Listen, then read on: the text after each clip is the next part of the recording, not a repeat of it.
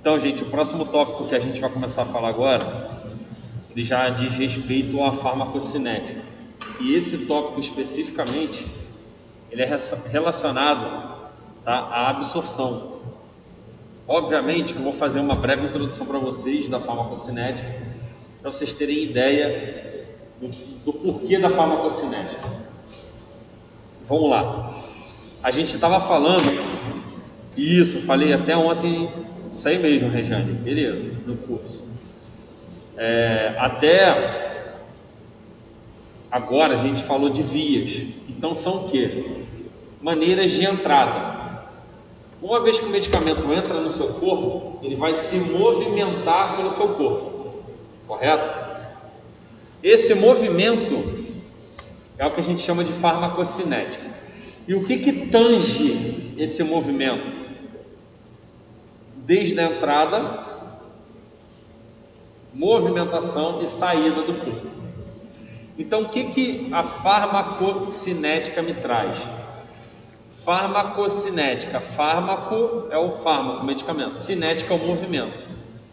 Então ela nada mais é do que o movimento desse medicamento pelo nosso corpo, desde a entrada até a saída. Qual é a referência maior que a gente tem em cima da farmacocinética? Ela me mostra, tá, o tempo em que as concentrações daquele fármaco vão ficar no meu corpo. E por que é importante eu entender esse tempo?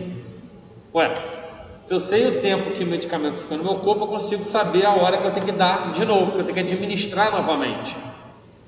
Então a gente tem uma importância muito grande em relação à farmacocinética, relacionado a entender quais são os processos relacionados à farmacocinética. E se a gente tiver esses processos todos na mão, a gente consegue interpretar como esses processos vão interferir diretamente naquele medicamento. E sabendo disso, eu consigo até muitas das vezes usar isso a meu favor. Vocês vão ver que algumas coisas eu vou falar para vocês que a gente pode usar a nosso favor, tá?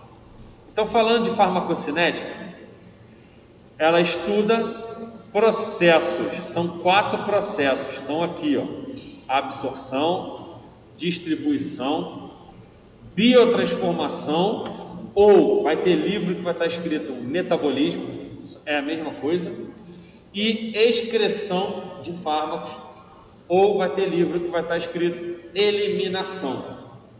Então a gente tem aqui processos envolvidos com entrada, absorção, está entrando no organismo. Processos envolvidos em espalhar pelo corpo, distribuição. E processos envolvidos com a saída, que é biotransformação ou metabolismo e excreção. A gente já até falou um pouquinho de metabolismo, né? Falamos que metabolismo seriam o quê? Reações que vão acontecer em órgãos específicos e locais específicos, e a gente falou de fígado, e essas reações químicas vão favorecer a excreção.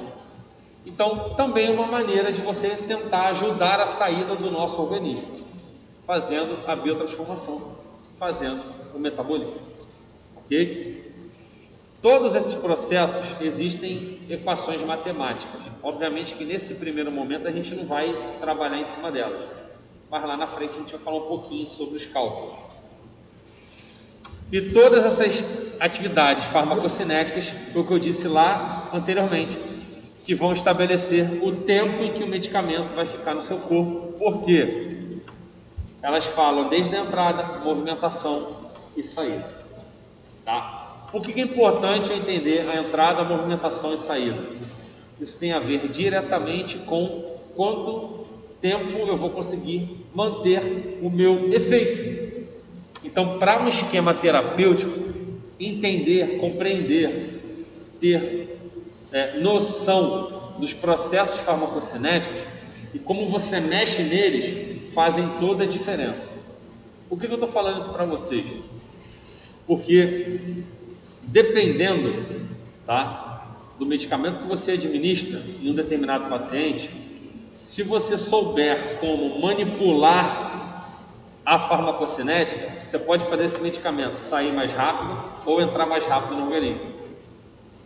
E aí isso não vai refletir diretamente no tratamento terapêutico do paciente? Sim. Então, se eu de alguma maneira fizer esse medicamento entrar mais rápido, eu tenho a probabilidade de começar o efeito mais rápido.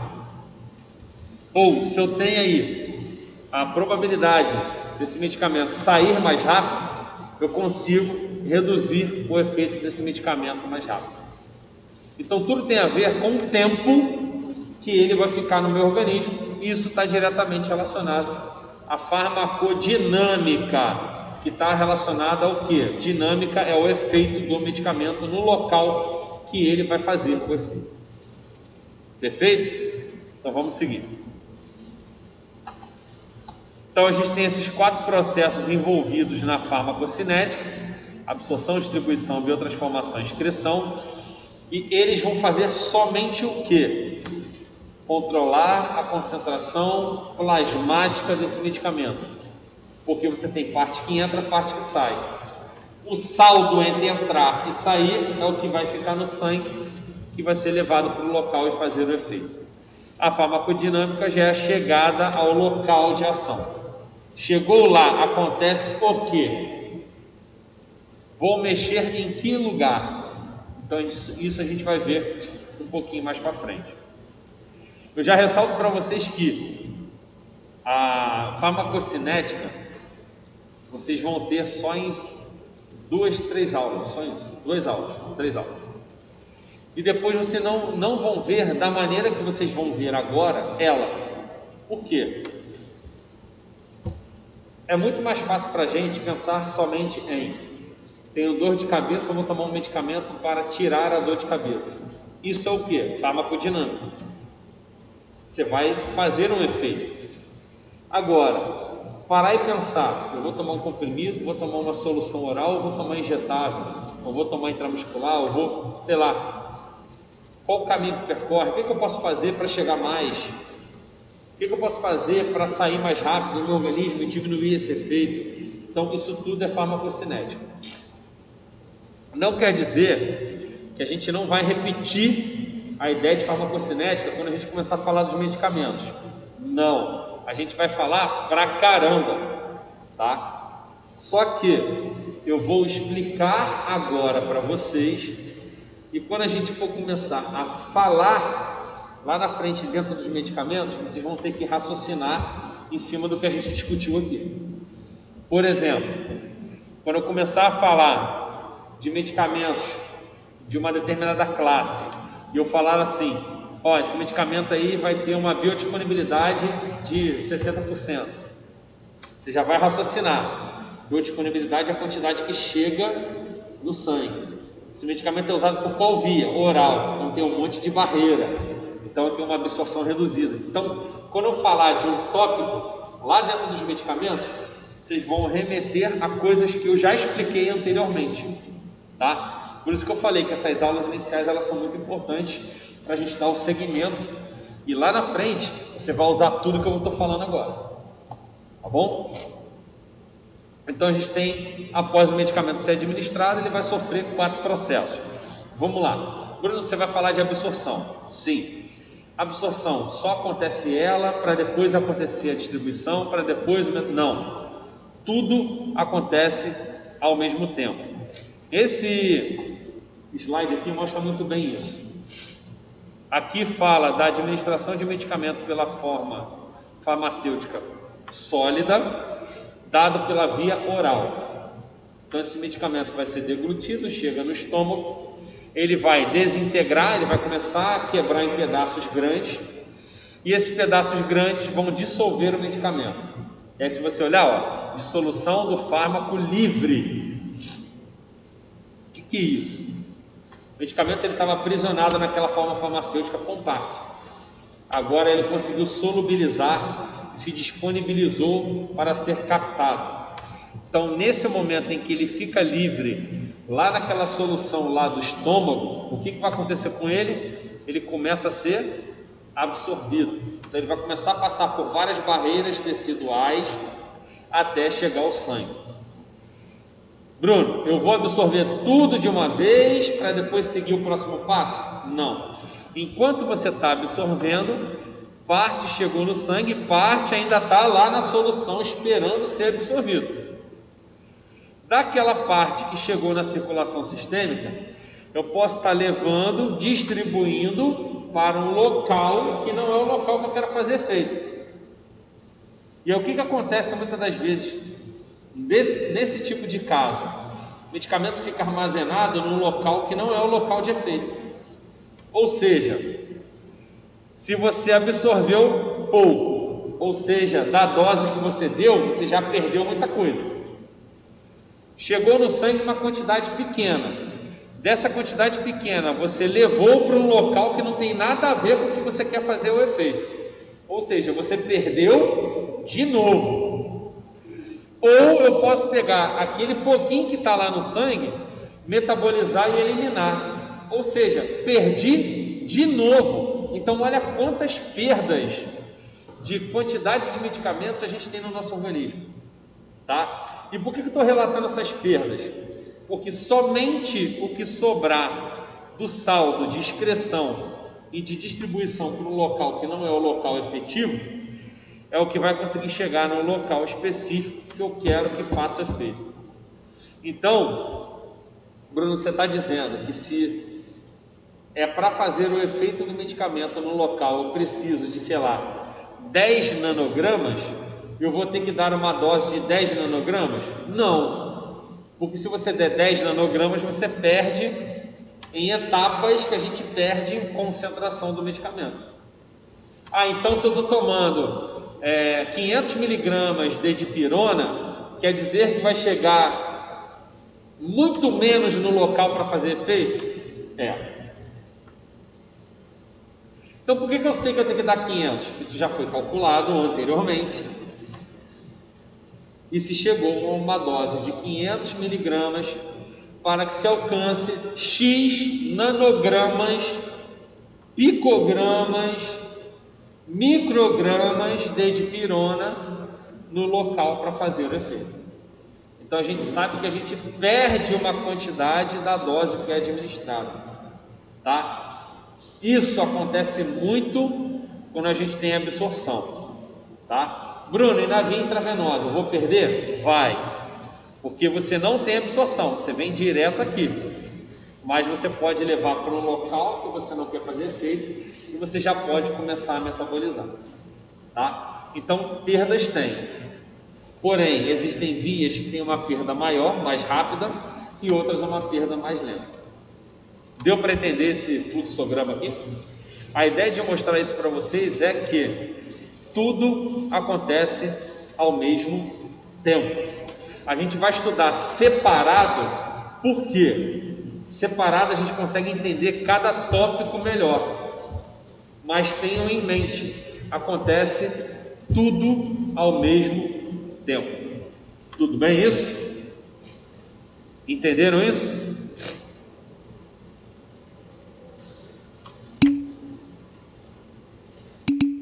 Beleza, então, vamos seguir.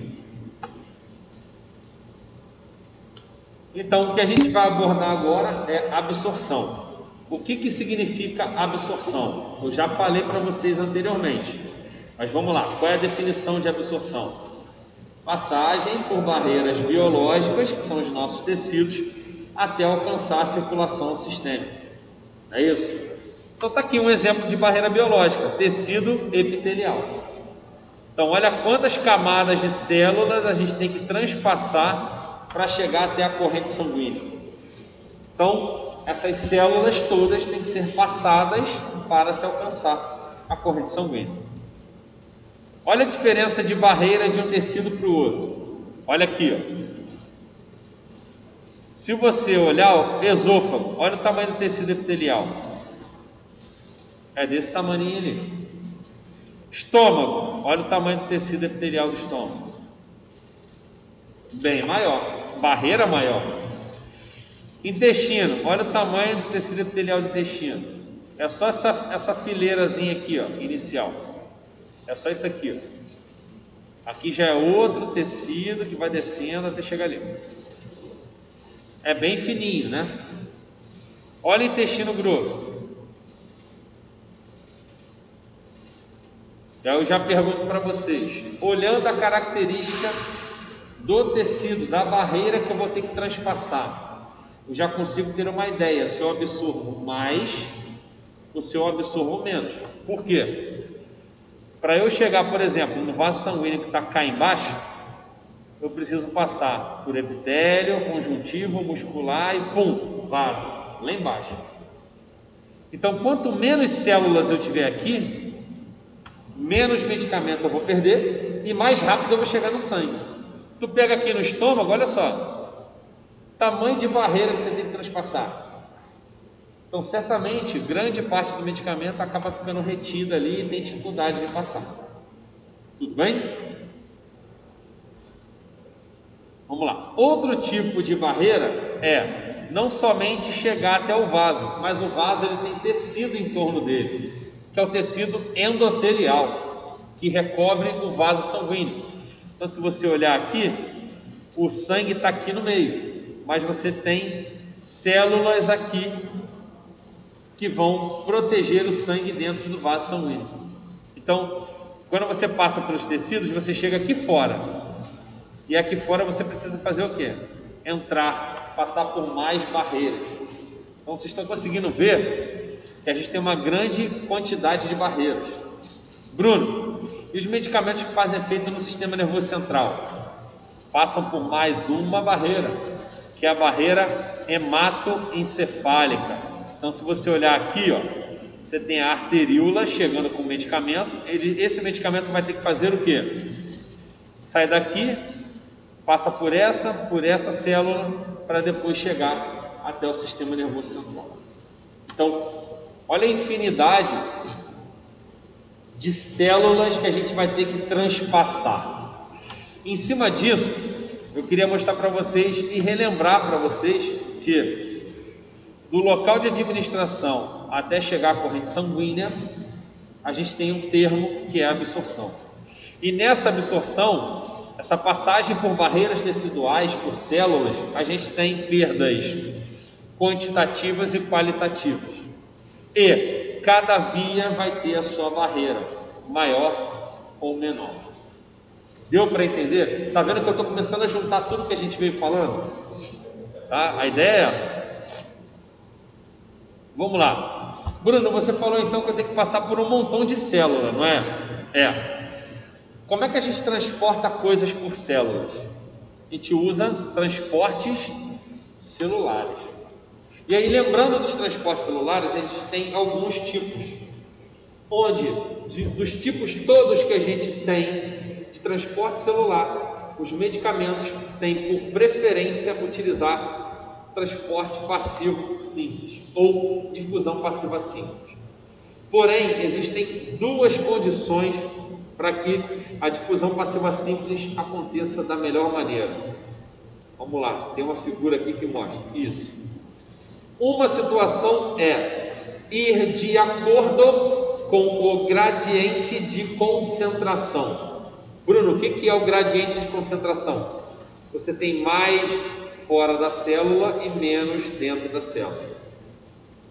Então, se eu tiver uma quantidade maior de medicamento fora da célula, ele consegue penetrar de acordo com o gradiente de concentração. Isso eu estou falando da difusão passiva simples. Outra condição que a gente tem para que esse tipo de transporte aconteça da melhor maneira possível é coeficiente de partição óleo-água ou lipossolubilidade, onde quanto maior a lipossolubilidade ou a característica lipossolúvel do medicamento, mais facilmente ele passa diretamente através dos fosfolipídios de membrana. Então, a difusão passiva simples é esse transporte aqui do meio, onde você vai passar diretamente pelos fosfolipídios de membrana.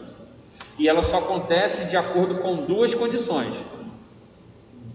a favor do gradiente de concentração e dependendo do padrão de lipossolubilidade do teu medicamento, tá? Bruno, todos os medicamentos têm um pouquinho de lipossolubilidade? Tem. Uns têm mais, outros têm menos. Aqueles que têm mais passam rapidamente pela membrana. E se você parar para pensar, se você passa rapidamente pela membrana, você vai passar rápido pelas células. Ou seja, vai ser absorvido mais rápido. Ok? Deu para entender isso ou não? Sim? Bruno, e os outros transportes? Se você comparar aqui, ó, essas bolinhas aqui seriam os medicamentos.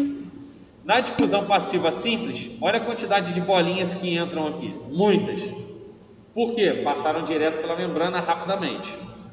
Nos outros tipos de transporte, na filtração, na difusão facilitada, você tem a utilização de um transportador, de uma proteína. E qual o problema disso? Nenhum. Somente que só vai passar uma pequena quantidade do teu medicamento. Então, se você não utilizar a difusão passiva simples, os medicamentos vão fazer, né, uma passagem pelas células mais lenta. E as perdas podem ser o quê? Maiores. Então, a ideia dos medicamentos é passar pelas barreiras utilizando a difusão passiva simples, tá? Aqui a gente vê isso aqui, ó.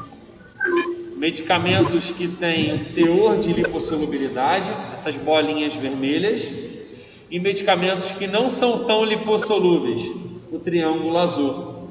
Quem está conseguindo passar pelos fosfolipídios? Somente o medicamento que tem um teor de lipossolubilidade. E aí está aqui embaixo, ó, coisas que vão interferir na difusão passiva simples: quantidade do medicamento, gradiente de concentração, coeficiente de partição olha-água ou lipossolubilidade e grau de ionização, que a gente vai ver mais na frente, que tem a ver com a lipossolubilidade. Beleza? Vamos lá. Então, nesse transporte, além do tamanho da molécula, a gente tem o grau de ionização. Esse grau de ionização, ele está diretamente relacionado ao pH do local aonde o medicamento está chegando. Onde medicamentos que chegam em determinados locais, se forem realizar a difusão passiva simples, vai entrar 3 parâmetros: coeficiente de partição óleo-água, que é a lipossolubilidade, gradiente de concentração e grau de ionização, que tem a ver com o pH do local. Bruno, se não for difusão passiva simples que a substância vai fazer o transporte, ela vai utilizar um transportador. E aí, para utilizar o transportador, não é tão simples. Não é qualquer transportador. Primeiro, a substância tem que ter afinidade ao transportador, para ele poder fazer o movimento, tá? Então, nessa primeira condição aqui, se você olhar, ó, triângulozinho encaixa no transportador, eu consigo carregá-lo. Bruno, é a segunda condição. Não é um triângulozinho, mas ele tem uma região que encaixa também no transportador. Então, ele consegue carregar também esse tipo de substância. Porém, outras substâncias com outro formato não vão ser carregadas. E aí, o que acontece, Bruno, com essa substância? Ela precisa encontrar o transportador em que ela vá encaixar para poder ser transportado. Coisa que na difusão passiva simples você não precisa de transportador, tá? Existem outros tipos de transportes que são bem menos comuns falados em medicamentos, como, tá, transporte por vesículas na endocitose e exocitose, tá? Ou na endocitose aqui no caso, levando até organelas de digestão, e no caso especificamente de alguns micro-organismos e algumas substâncias tóxicas. Mas voltando ao que a gente estava falando anteriormente, né, os tipos de transporte que vão fazer com que esse medicamento passe pelas membranas vão me dar uma referência muito grande se eu tenho mais absorção ou menos absorção. Então, o que a gente vai começar a falar a partir de agora? Fatores que mexem na absorção. Então, se a gente souber manipular esses fatores, a gente consegue controlar a absorção. E aí, se a absorção é a chegada do medicamento na corrente sanguínea, e você consegue controlar, fazendo com que chegue mais, pô, você está fazendo um monte de coisa a seu favor, né? Então você está criando vantagens dentro do teu esquema terapêutico. Então olha esse gráfico aqui que legal. Taxa de transporte. Então quanto mais a linha subir, mais está passando pela membrana. E aqui embaixo está mostrando o quê? Concentração. Ou seja, gradiente de concentração. Então qual é a nossa ideia em relação ao que a gente falou até agora? Quanto mais aumentar a concentração do lado de fora da célula, mais vai passar para dentro da célula. Isso indo de acordo com o gradiente de concentração. Todo mundo entendeu o gráfico? O que ele quer dizer? Sim ou não?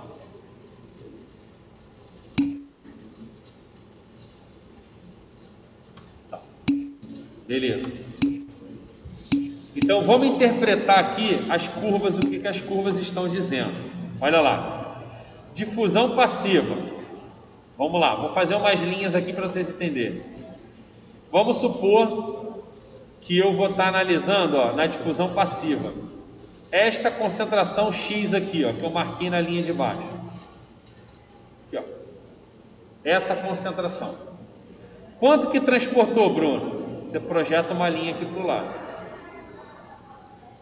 Então você tem uma taxa de transporte X com a concentração extracelular tal. Bruno, se eu aumentar um pouquinho a concentração, o que acontece? Vamos lá. Vou pegar essa concentração aqui, ó. Peguei essa concentração aqui. Quanto que transportou? Ah, eu consegui ver, ó. Transportou mais. Então, uma concentração maior do lado de fora entrou mais.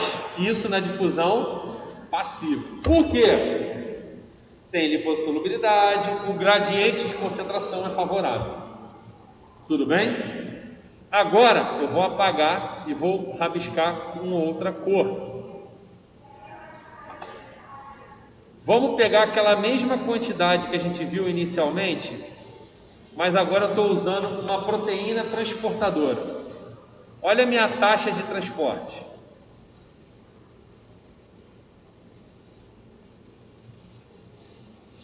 A minha taxa de transporte é essa daqui. Vamos supor que eu aumentei um pouquinho a concentração do lado de fora. Quando eu aumentar a concentração do lado de fora, essa aqui, por exemplo, qual é a minha taxa de transporte? Essa daqui. Mas Bruno, aumentou só um pouquinho, porque você está usando um transportador. E se eu aumentar a concentração mais um pouco? Vamos lá na frente, ó, aqui. Calma aí que eu fiz a forma errada. Vamos botar aqui na frente, aqui. Mas Bruno, você aumentou muito a concentração. Mas olha a taxa de transporte. Aumentou muito pouco. Por quê? Aqui eu estou dependendo da proteína e ela não consegue carregar muita coisa ao mesmo tempo. Então tá vendo como é que o tipo de transporte através da membrana que o medicamento vai fazer influencia com a absorção? Influencia sim ou não? Sim.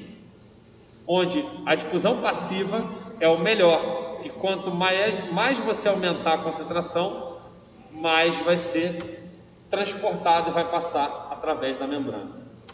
Foi isso aqui? Então, primeiro fator, transporte através da membrana, influencia diretamente na absorção, tá? Outro fator que influencia muito, tá? É a ionização, grau de ionização, polaridade desse medicamento. Porque lipossolubilidade a gente já falou. O que a gente tem em relação ao grau de ionização? Seguinte, na natureza os medicamentos eles podem, as substâncias de maneira geral, podem aparecer como substâncias ácidas ou substâncias básicas, né? Então você pode fazer uma menção olhando a estrutura química das substâncias e saber se elas são básicas ou se elas são ácidas. O que eu vou mostrar para vocês? Eu vou mostrar como se comporta um medicamento ácido ionizando, tá? E o que acontece com ele se ele vai passar mais ou menos pela membrana? Tudo bem? Então o que a gente está observando aqui? Medicamento ácido simbolizado pela letra A. Ele pode estar separado do hidrogênio ou junto do hidrogênio. Até aqui todo mundo conseguiu enxergar isso? Olha para lá. Ele pode estar separado do hidrogênio ou junto com o hidrogênio. Todo mundo enxergou isso? Sim ou não? Sim. O que acontece? Quando ele está sem o hidrogênio, ele tem uma carga. A gente fala que esse medicamento ele está ionizado. Ou seja, ele virou um íon. Íons são moléculas que têm carga. Então, toda vez que o medicamento ácido ficar com carga, a gente fala que ele está ionizado. Ok? O que vai acontecer com esse medicamento que está ionizado? O medicamento ionizado, ele é hidrossolúvel. Ah, Bruno, agora já está chegando perto de um negócio que a gente já falou.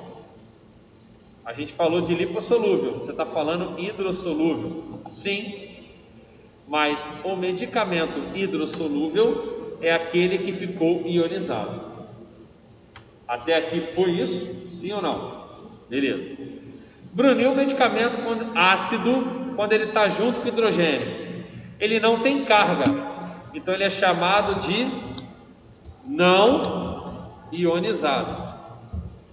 Beleza? E aí qual é a característica dele não ionizado? Lipossolúvel. Ah, agora chegou no que a gente estava conversando. E você falou que os medicamentos, quando eles são lipossolúveis, eles são mais absorvidos. É isso? É. Então olha aqui o que está acontecendo. Se o meu medicamento ácido fica sem carga, ou seja, não ionizado, lipossolúvel, olha o que ele faz na membrana. Entra, passa por ela. E o meu medicamento, quando ele soltou o próton lá, né, o medicamento ácido, ele ionizou, ele ficou ionizado, ele ficou um íon, ou seja, ele tem carga hidrossolúvel. Olha aqui, ele vai passar direto pela membrana? Não. Então todos conseguiram ver essa movimentação dos medicamentos ácidos. Ora eles estão ionizados, ora eles estão não ionizados. Tá? Bruno, quando ele está não ionizado e sendo lipossolúvel, o que acontece com ele? Mais absorvido. Olha lá ele passando pela membrana. Ele está sendo mais absorvido. Bruno, e o medicamento que fica ionizado e hidrossolúvel? Menos absorvido. Então ele vai ter uma absorção reduzida. Por que você está falando isso? Porque é só você olhar aqui, ó. O que é ionizado, hidrossolúvel, não consegue passar pelos fosfolipídios. E o que a gente acabou de falar? Que o transporte melhor é a difusão passiva, que é como? Através dos fosfolipídios. Então, conseguir entender as duas formas que o medicamento fica, ele pode ficar não ionizado, sem carga, ou pode ficar ionizado. Pergunta: o que seria interessante para se ocorrer o melhor transporte pela membrana? É esse medicamento ácido ficar ionizado ou ele ficar não ionizado? Para a gente ter um transporte melhor, ionizado ou não ionizado? Não ionizado.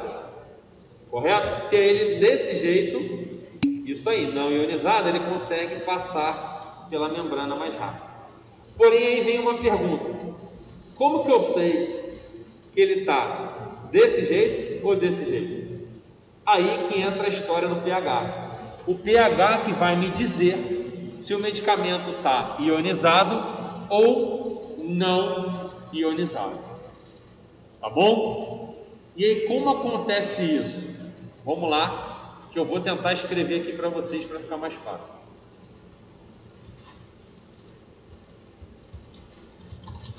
Medicamentos ácidos em pH ácido. Fica não ionizado, lipossolúvel e mais absorvido. Então, deu para entender essa primeira condição aqui?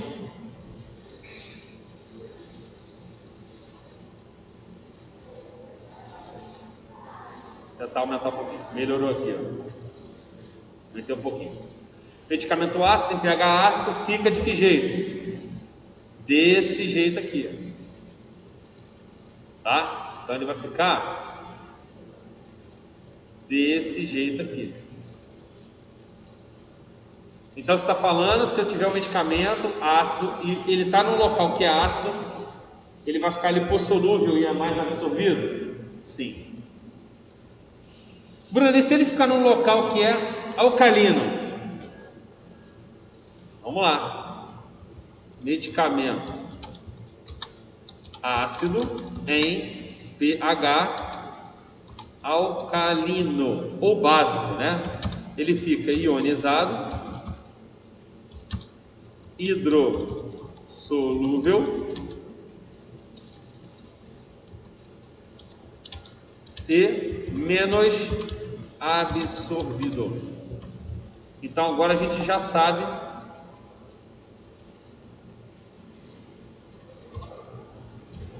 como que vai ficar o medicamento agora num pH diferente. Então agora o meu medicamento que é ácido, num pH alcalino, ele fica ionizado, hidrossolúvel e menos absorvido. Então, quem é o cara aqui nessa figura? Então a condição primeira, ácido em pH ácido, lipossolúvel mais absorvido. Ácido em pH alcalino, ionizado e menos absorvido. E aí eu pergunto para vocês, o pH está interferindo na absorção? Sim ou não? Sim. Outro fator que interfere na absorção. Entenderam essa dinâmica aqui? Sim? Sim?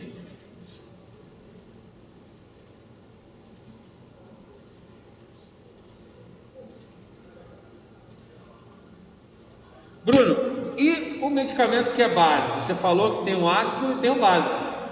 E o cara que é básico? Ele se comporta dessa maneira. Tá? Que é a mesma ideia do anterior. Quando ele está junto com o hidrogênio, ele está ionizado.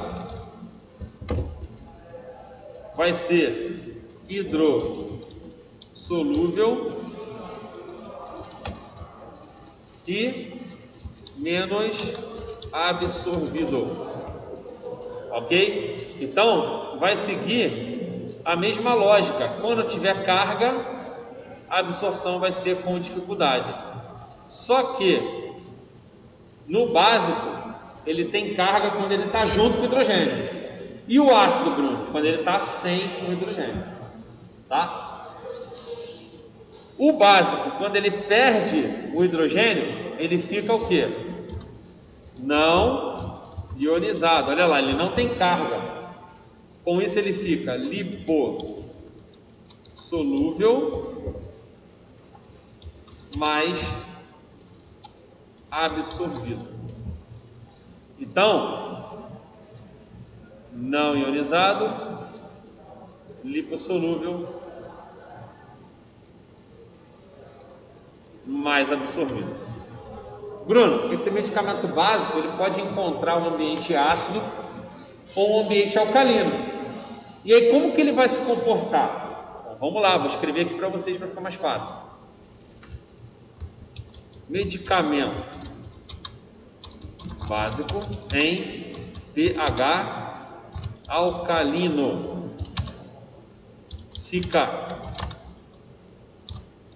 não ionizado, lipossolúvel e mais absorvido. Então a gente sabe agora como que o medicamento alcalino, medicamento básico, se comporta em pH alcalino. E esse cara, Bruno, ele pode ficar no pH ácido? Pode. E o que vai acontecer com ele? Vamos lá. Medicamento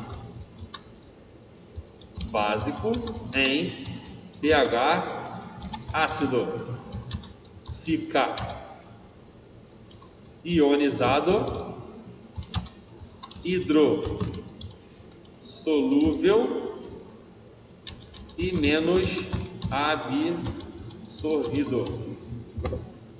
Então está aqui a condição também do meu medicamento básico chegando em um ambiente diferente. Então vamos lá, medicamento básico em pH alcalino é quem? Esse cara aqui, ó. Sem carga, não ionizado, pum. Sem carga, não ionizado, lipossolúvel, penetra pela membrana. Bruno, e quem é o cara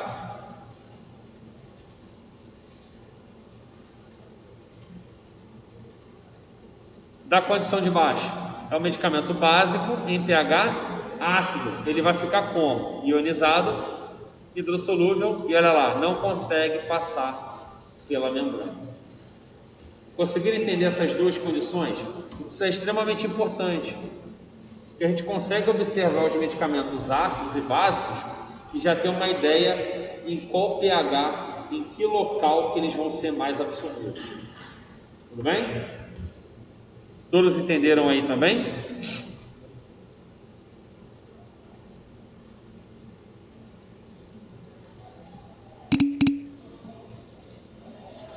Então, o que a gente tem aqui? Aí aqui eu coloquei para vocês alguns exemplos, tá?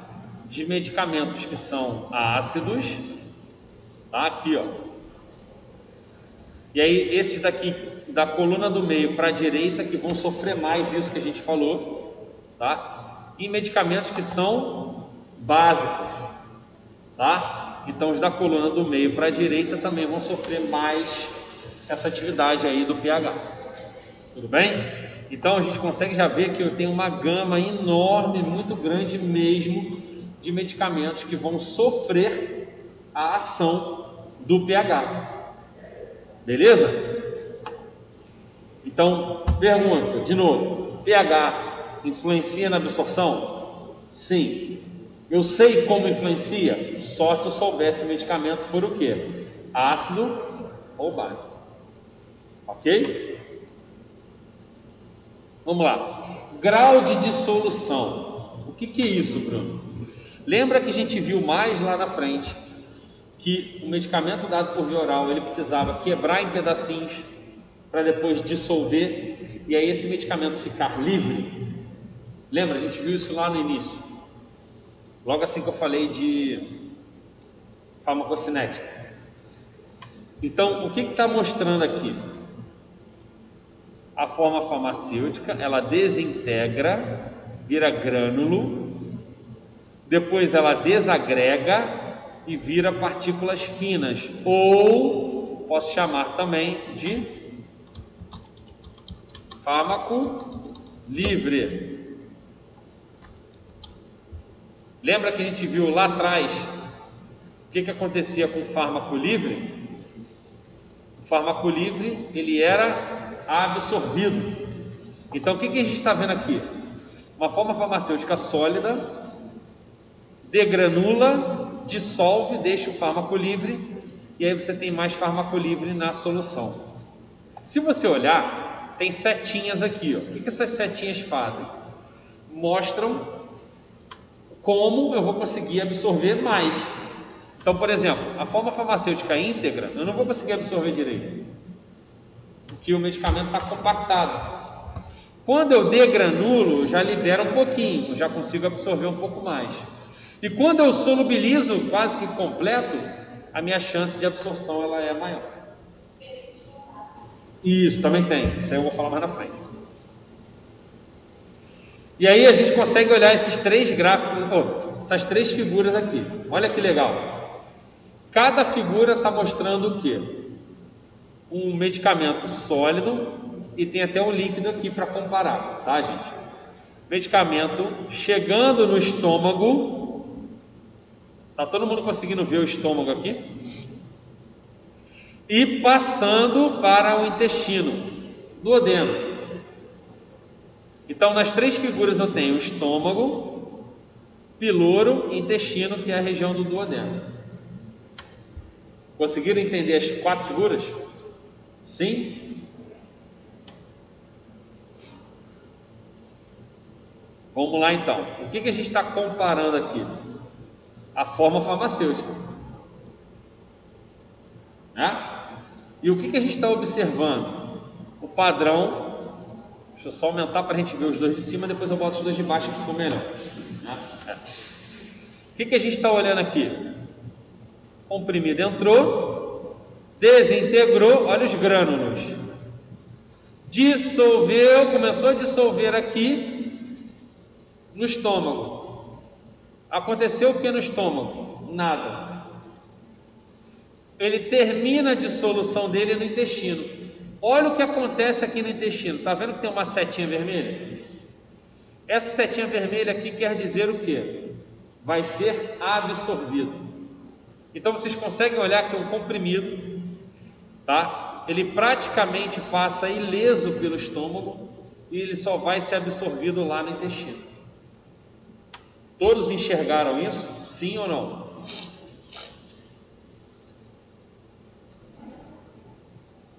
Tá, beleza. Vamos comparar um comprimido que o pó está compacto com uma solução. O que é a solução? O pó já está solúvel, já está livre. Olha aqui o que acontece no estômago. Você já absorve no estômago. Por quê? Você não precisa degranular, dissolver. Ele já está solúvel. Então você antecipou etapas. Se você absorve no estômago, você absorve antes do que o comprimido, que é só no intestino. E se você absorve antes, tem a chance de chegar mais rápido no sangue. Deu para entender isso? Olha as outras formas aqui. Cápsula. É um invólucro de gelatina com pó dentro. O pó já está fino, já está livre o medicamento lá. Não está compacto. Então você vai tomar um invólucro de gelatina, dentro do seu estômago você vai desintegrar, dissolver a gelatina, expõe o pó no líquido do estômago, e o que vai acontecer com esse pó no líquido do estômago? Já dissolve. E lá na região final do estômago que você começa a absorver o produto de uma cápsula. E aí vai completar essa absorção no intestino. Olha uma drágia que tem uma capa, um invólucro gastroresistente. Olha o nome, gastroresistente. É para resistir o estômago. Tomei a drágia. Você vê que ela vai passando pelo estômago e essa capa, essa camada gastroresistente vai dissolvendo. Lá no final do estômago que eu vou começar a soltar os grumos da drágia. E vou dissolver somente aonde? No intestino. Então o que a gente observou aqui? Dependendo da formulação e dependendo aí vou voltar para vocês verem, ó, grau de dissolução, que tem a ver diretamente com quem? Com a forma farmacêutica. O que a gente consegue observar? Existem formas que são absorvidas mais rápido, porque dissolvem mais rápido. E existem formas que são absorvidas mais lentamente, porque o grau de dissolução ele é mais lento. E aí eu vou perguntar para vocês: o grau de dissolução interfere na absorção? Sim. Se eu souber manipular isso, eu não posso absorver mais rápido? Então quer ver? Olha um comparativo que acho que todo mundo vai matar. Compara um comprimido efervescente e um comprimido normal. Quem dissolve mais rápido? O efervescente. Então o efervescente vai fazer o quê? Ele vai chegar no estômago e ele vai funcionar como se fosse uma solução, porque é só o tempo dele dissolver rápido. Tudo bem? Diferente do comprimido normal, que vai demorar mais. Essa daí eu até lembrei da minha avó, quando eu estava, eu não lembro que eu estava de algum comprimido. Aí eu estava muito mal, né? Ela falou, pô, eu vou roer o comprimido para fazer efeito mais rápido. Nesse caso aí que você falou, o amigo que comentou que ele passou por uma situação com a avó dele, onde a avó dele decidiu quebrar o comprimido, triturar ele, para poder fazer o efeito mais rápido. Vamos lá, nesse caso fez? Fez. No caso dele fez, porém, certamente era um comprimido que não era revestido, que não tinha alguma coisa envolvida nele, tá? Por quê? Se o comprimido ele é preparado, revestido, é porque ele precisa daquela capa. Se você quebra, você está destruindo a capa, então ele não vai absorver igual. No caso da sua avó, certamente não tinha isso, tá? Era o comprimido normal. Você acelera? Sim, você está acelerando a dissolução. E é até interessante, se você usar água morna, é melhor ainda. Por quê? A água um pouquinho morna ajuda a solubilizar e vasodilata os vasos do estômago. Então eles vão absorver mais rápido. Ah, Bruno, isso é legal, pô, vou fazer isso direto. Não é qualquer medicamento.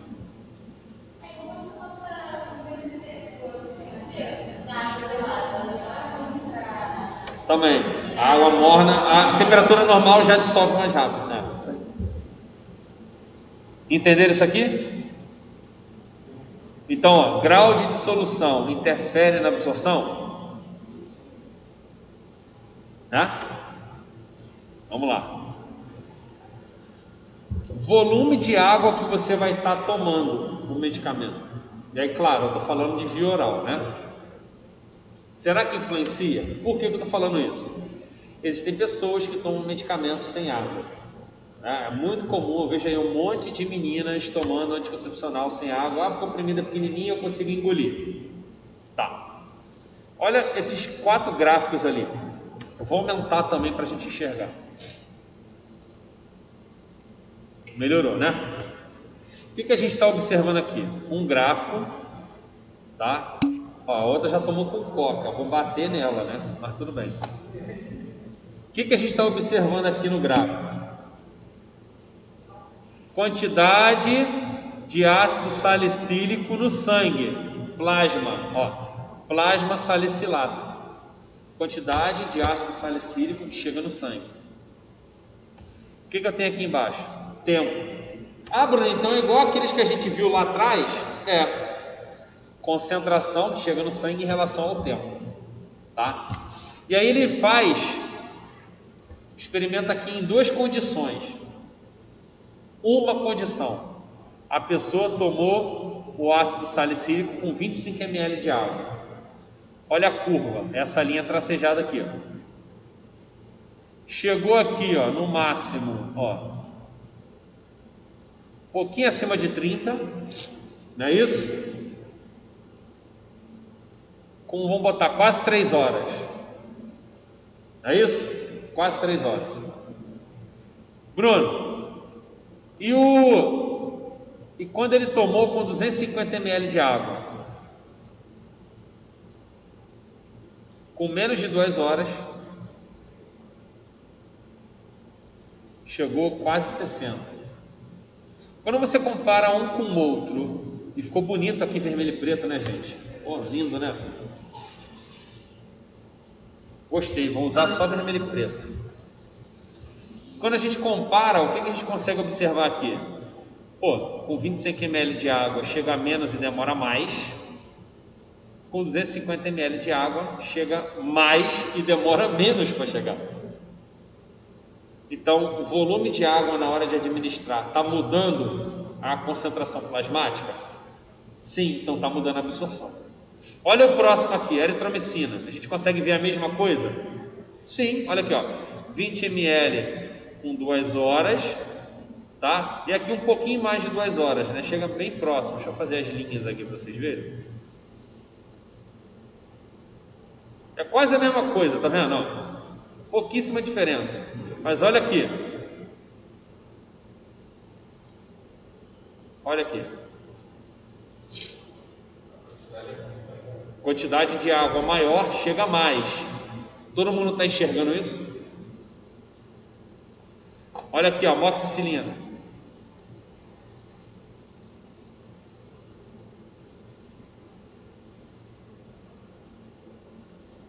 Aí deve estar pensando, ah, Bruno, no mesmo tempo, mas se você olhar a amoxicilina, olha aqui, ó, é uma linha reta aqui, ó. Então, entre esse tempo e esse tempo é a mesma coisa que chega. Olha aqui. Teofilina.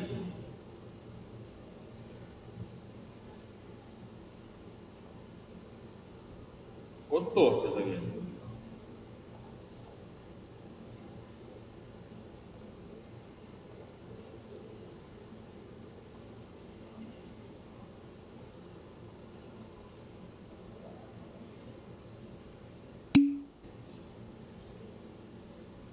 Isso. A última diferença é pouca? É. Tá? E a água é bem mais? É. Bruno, por que que num é 250 e nos outros... Deixa eu diminuir aqui para a gente mostrar legal. E nos outros é 500, né? O que que esse experimento estava sendo feito?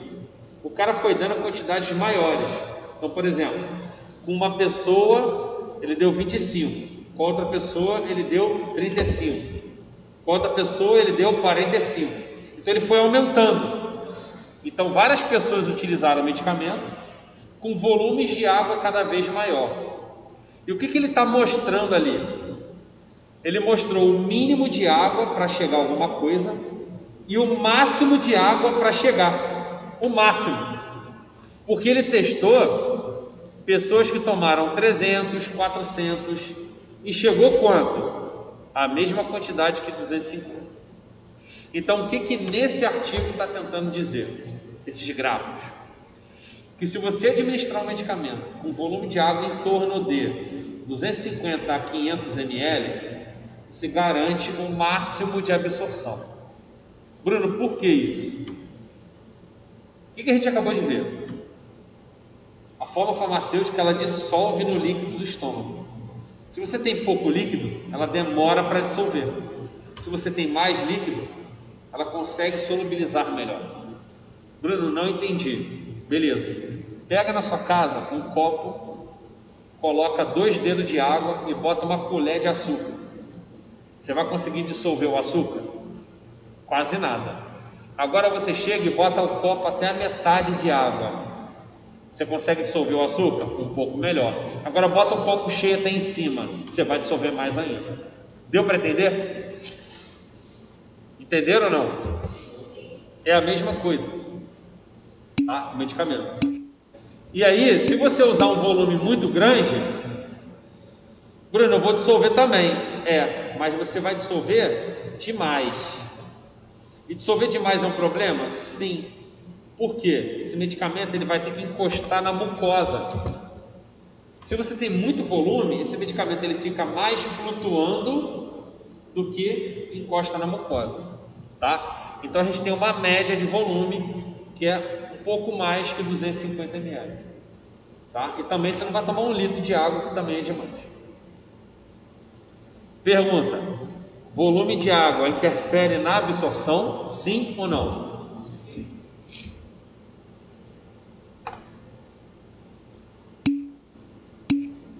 Beleza. Olha isso aqui. Você falou disso.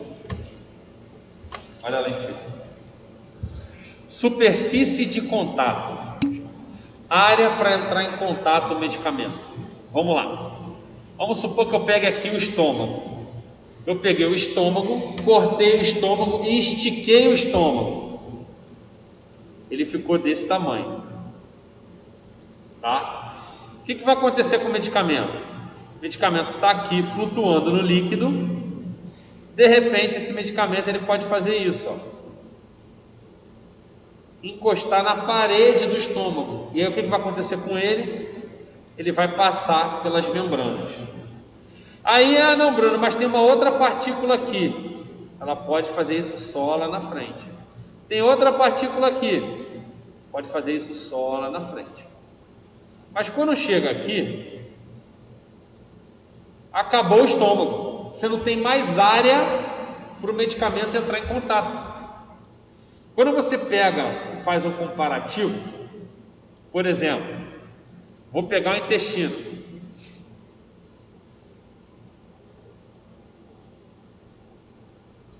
Muito maior a área.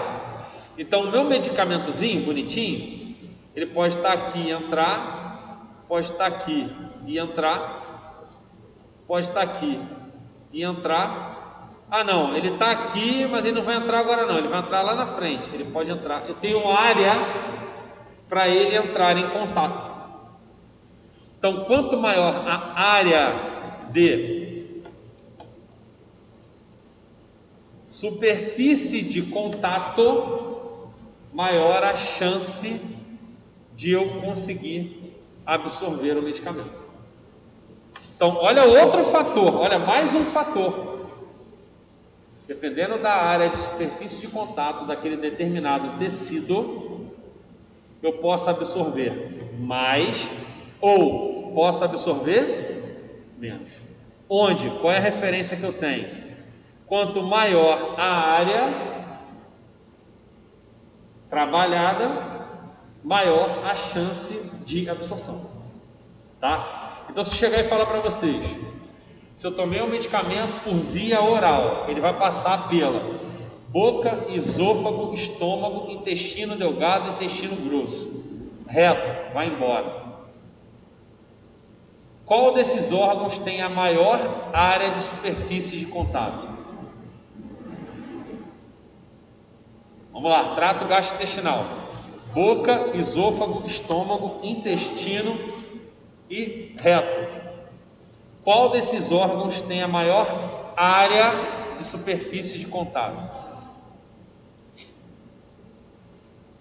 Quem, se eu pegar e esticar, fica maior?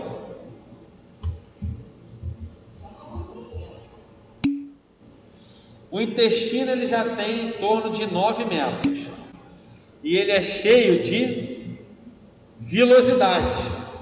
Se você esticar, ele fica muito maior.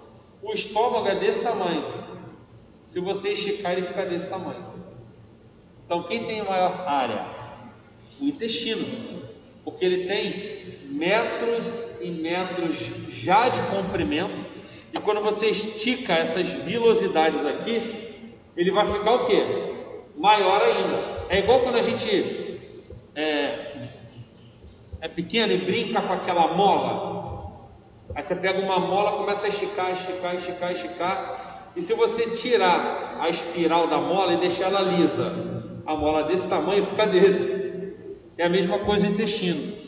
Se eu esticar o intestino, ele começa a aumentar tanto a sua área de superfície, que o medicamento ele tem a probabilidade, quando ele quiser encostar lá, ele vai ser absorvido. Então a gente já consegue ver que a superfície de contato é um parâmetro que interfere diretamente na absorção, correto? E a gente já consegue ver um órgão que é o principal órgão de absorção pela via trato gastrointestinal, que é quem? O intestino. Mas Bruno, eu absorvo também no estômago, mas o intestino ele é maior. E a chance de você absorver é o quê? Maior, pela maior área de superfície de contato. Todos conseguiram entender isso? Sim ou não? Tá, beleza. Sei lá qual o fator, né? Já o quê? Sexto fator, né? Que influenciam, né? Olha isso aqui que interessante. Posição anatômica que o paciente está quando ele vai tomar o medicamento por via oral. Posição que ele está. Ou ele está sentado ou ele está deitado. Posição anatômica do corpo. Sentado, deitado. Tá? Olha a diferença. Bruno, o que esse gráfico está mostrando? Quantidade do paracetamol no sangue em relação ao... igual aos outros gráficos? Sim. E o que ele está mostrando aqui? Sentado, com em torno aqui, menos de 50 minutos, chega o máximo. Tá vendo aqui o máximo? Quase 6. Bruno, e deitado? Com mais de 100 minutos, chega a 4. Pergunto para vocês, em que condição chega mais medicamento? Sentado ou deitado?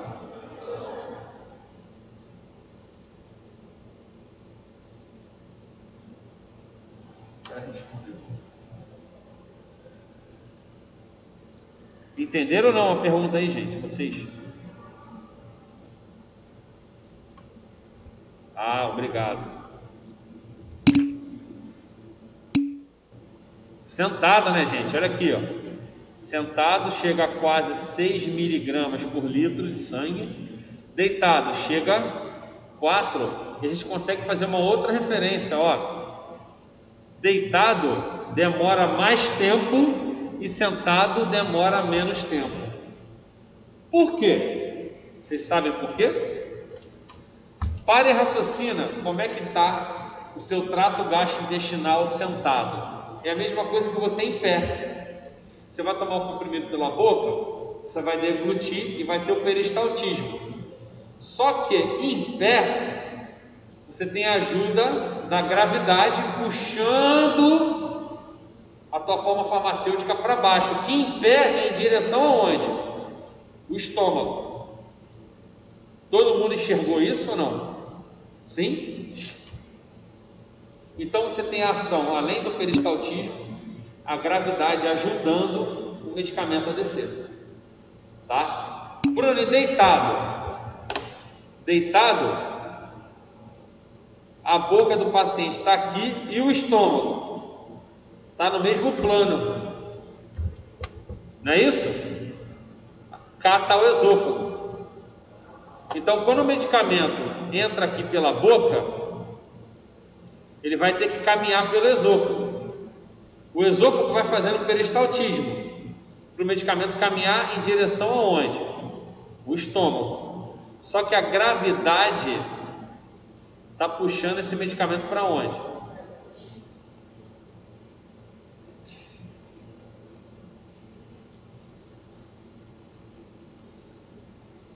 Puxa para cá. E eu quero ir para onde? Puxa para baixo. Eu quero ir para onde? Para lá. Então, deitado, você tem um efeito prejudicial da gravidade. Então, ela não vai ajudar. Na verdade, ela vai atrapalhar com que esse medicamento chegue até o estômago. E aí, por que eu estou dando muita referência em chegar ao estômago? Lembra? No estômago ele dissolve e no intestino que vai ser absorvido. Então, qualquer coisa que você faça que demore para chegar no estômago, no intestino, vai fazer com que você absorva menos. Então, entendeu a diferença entre sentado e deitado? Sim ou não?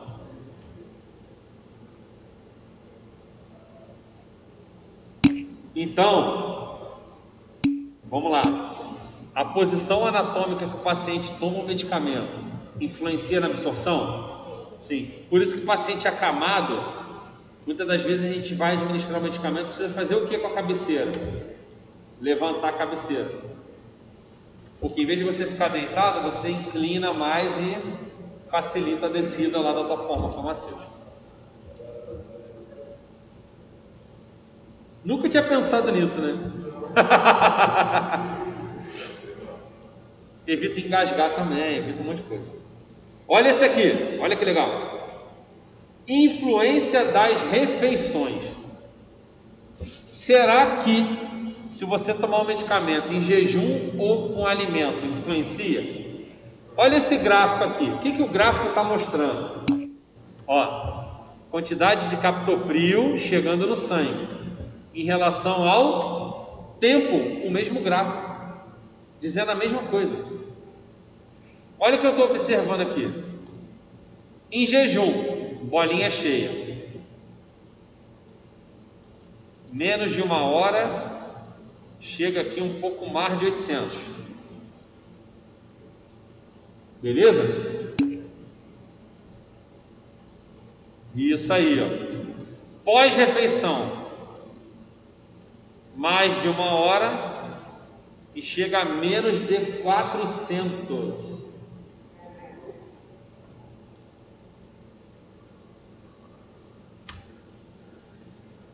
O que isso está mostrando para a gente?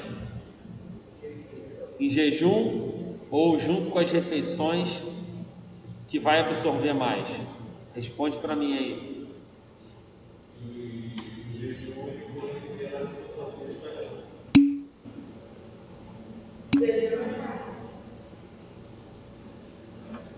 Jejum, né? Bruno, isso é para todo medicamento?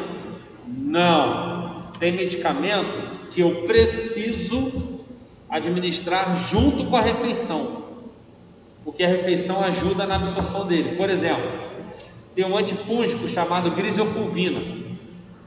Se a gente tomar junto com a refeição, você aumenta a absorção, tá? Então tem medicamento que pode ser utilizado junto com a refeição, na verdade deve, para aumentar a absorção. Tem medicamento que não pode, porque é esse caso que a gente está discutindo aí, que pode reduzir a absorção, ok? E tem medicamento que não influencia nada com nada, pode tomar junto, pode tomar separado, nada influencia. Então você deve estar pensando assim, porra, que merda, eu tenho que estudar então esse bagulho? Tem que estudar esse bagulho mesmo. Como é que eu vou saber isso? Vou ter que procurar. Acabei de receber a Adriana da Covid. Quem está com Covid? Minha mãe. É positivo esse nome dela. Então você tem que fazer o seu, né? Vamos lá. O que a gente tem de diferença aqui? Jejum tem alimento? Não. Jejum tem alimento? Não. Então, todo peristaltismo ele é mais rápido, que sem alimento, né, você não precisa fazer o peristaltismo lento. Por que com o alimento eu faço peristaltismo lento? Com o alimento, o peristaltismo é lento para você começar a fazer a digestão. Então o peristaltismo ele fica no vai e vem, vai, vem, vai, vem, vai, vem, vai, vem. No jejum, ele vai. Então anda mais rápido. Então, por que o jejum eu absorvo mais?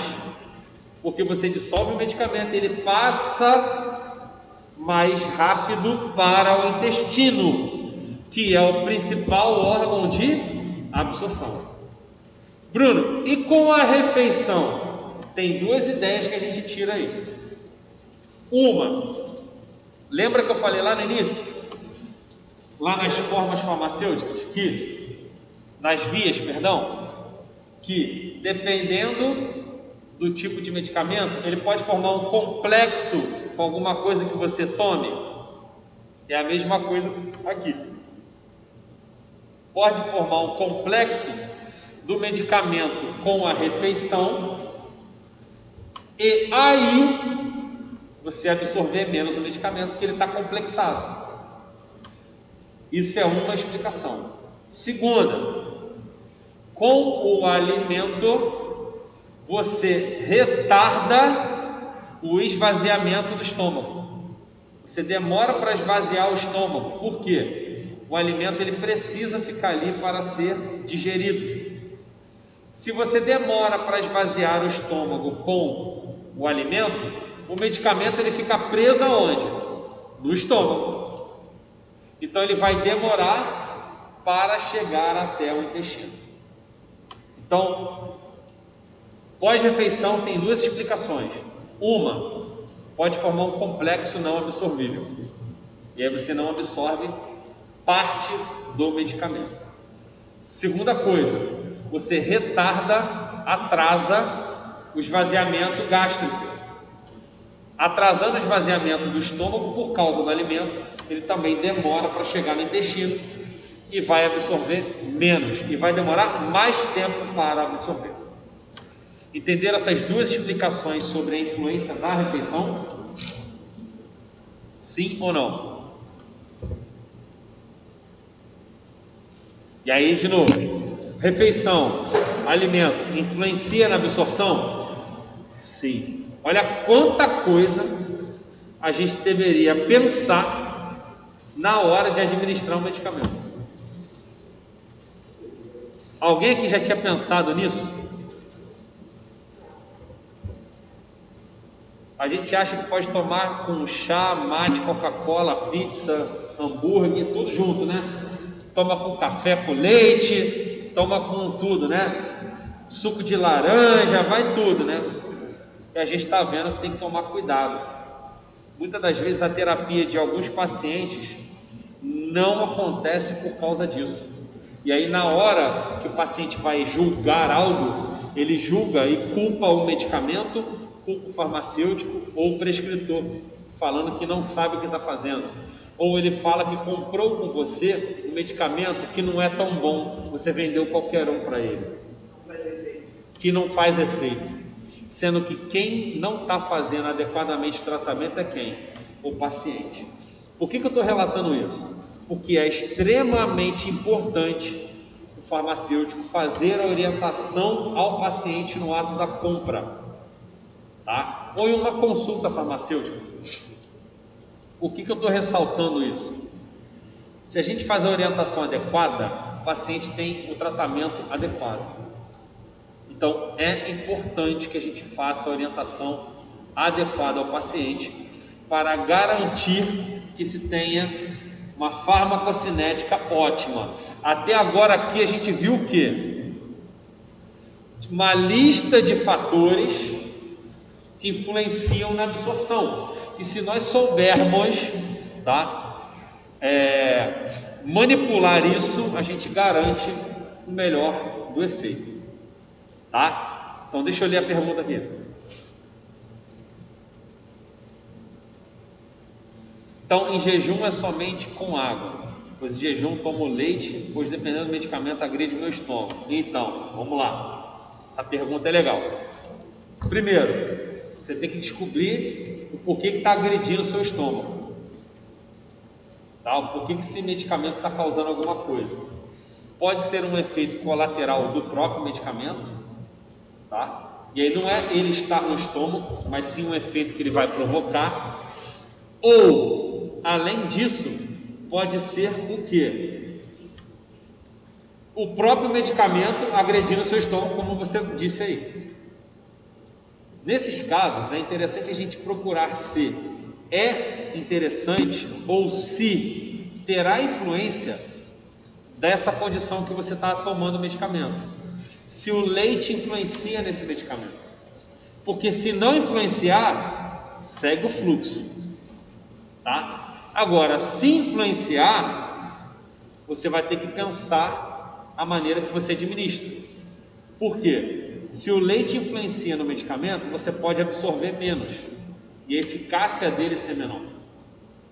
E aí você vai tentar criar uma outra estratégia para tomar um medicamento que não seja com leite, para que você tenha uma melhor absorção. Entendeu? Eu sei muito bem disso, que meu avô tomava tudo com um copo de café com leite. E pegava 5, 6, 7 comprimidos de uma vez só e mandava para dentro. Era um copo de café com leite desse tamanho, cada gole era um comprimido. Pum, pum, pum, tudo de uma vez só. Aí reclamava que a pressão desregulava, a diabetes estava louca. Por quê? Tinha que tomar direitinho. Bruno, então você está me falando que eu não posso tomar com leite, não posso tomar com nada, eu tenho que tomar com água. Longe da refeição, depende de cada medicamento. O que seria o ideal? O paciente faz uso de, sei lá, 10 medicamentos, você espaçar em cada horário. Ou, em alguns horários, você vai poder juntar alguns medicamentos, porque eles não fazem interação entre si. Aí você vai e toma o medicamento. Porém, o mais indicado é água, tá? Que é o solvente universal. Beleza, gente? Com isso a gente finaliza o que eu queria conversar com vocês hoje.